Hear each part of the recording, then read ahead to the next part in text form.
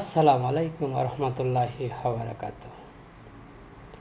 হঠাৎ করে দেখলাম সামাজিক যোগাযোগের মাধ্যমে ইলিয়াস হোসেনের লাইভে মেজর ডালিম চলে এসেছে। সে কি সত্যিকারে মেজর ডালিম?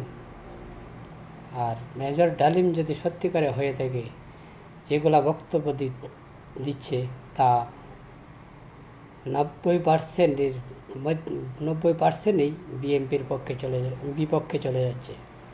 সে নাকি বলতেছে জিয়া 4000 সৈনিককে হত্যা করা হয়েছে। সেটা কি সত্যি?